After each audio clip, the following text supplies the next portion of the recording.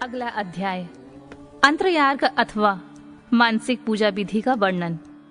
तदनंतर श्री कृष्ण के पूछने पर नित्य नैमित्तिक कर्म तथा न्यास का वर्णन करने के पश्चात उपमन्यु बोले, अब मैं पूजा के विधान का संक्षेप में वर्णन करता हूँ। इसे शिव शास्त्र में शिव ने शिवा के प्रति कहा है, मनुष्य अग्निहोत्र पर्यंत अंतर्याग का अनुष्ठान करके पीछे बाह्य याग करें।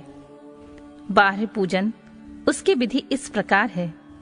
अंतर्याग में पहले पूजा द्रव्यों को मन से कल्पित और शुद्ध करके गणेश जी का विधि पूर्वक चिंतन एवं पूजन करें। तत्पश्चात दक्षिण और उत्तर भाग में क्रमशः नंदीश्वर और सुयशा की आराधना करके विद्वान पुरुष मन से उत्तम आसन की कल्पना करें। सिंहासन, योगासन अथवा तीनों तत्वों से युक्त निर्मल पद्यासन की भावना करें। उसके ऊपर सर्व मनोहर साम्य शिव का ध्यान करें। वे शिव समस्त शुभ लक्षणों से युक्त और संपूर्ण अवयवों से शोभायमान हैं। वे सबसे बढ़कर हैं और समस्त आभूषण उनकी शोभा बढ़ाते हैं। उनके हाथ पैर लाल हैं।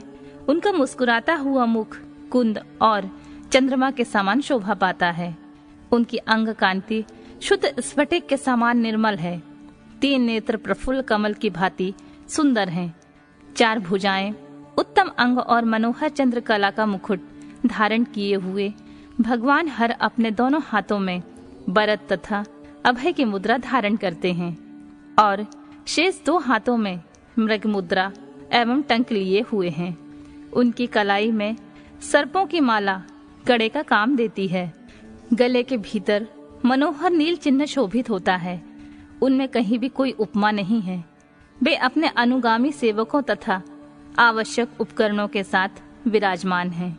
इस तरह ध्यान करके उनके वाम भाग में महेश्वरी शिवा का चिंतन करें। शिवा की अंग कांति प्रफुल्ल कमल दल के समान परम सुंदर है।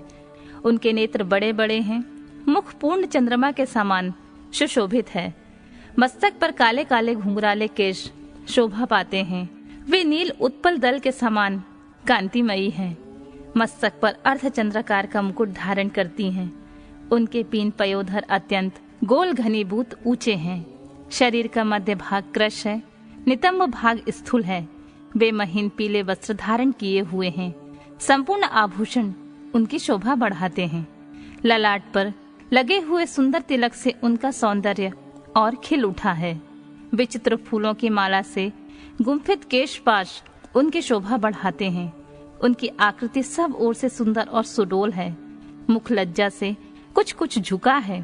वे दाहिने हाथ में शोभाशाली सुवर्णमय कमल धारण किए हुए हैं और दूसरे हाथ में दंड की भांति सिंहासन पर रखकर उसका सहारा ले उस महान आसन पर बैठी हुई हैं। शिवा देवी समस्त पाशों का छेदन करने वाली साक्षात सच्चिदानंद स्वरूपणी है। इस प्रकार महादेव और महादेवी का ध्यान करके शुभ एवं श्रेष्ठ आसन पर संपूर्ण उपचारों से युक्त भावमय पुष्पों द्वारा उनका पूजन करें अथवा उपयुक्त वर्णन के अनुसार प्रभु शिव की एक मूर्ति बना लें। उसका नाम शिव या सदाशिव हो। दूसरी मूर्ति शिवा की होनी चाहिए। उसका नाम महेश्वरी अथवा श्री कर्ण हो। फिर अपने ही शरीर की भांति मूर्ति में मंत्र न्यास आदि करके उस मूर्ति में सत असत से परे मूर्तिमान परम शिव का ध्यान करें। इसके बाद बाहरी पूजन के ही क्रम से मन से पूजा संपादित करें। तत्पश्चात समिधा और घी आदि से नाभि में होम की भावना करें।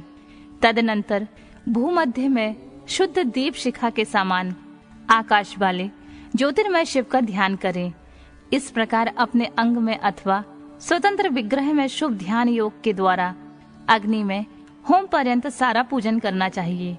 यह विधि सर्वत्र ही समान है। इस तरह ध्यान में आराधना का सारा क्रम समाप्त करके महादेव जी का शिवलिंग में वेदी पर अथवा अग्नि में पूजन करें।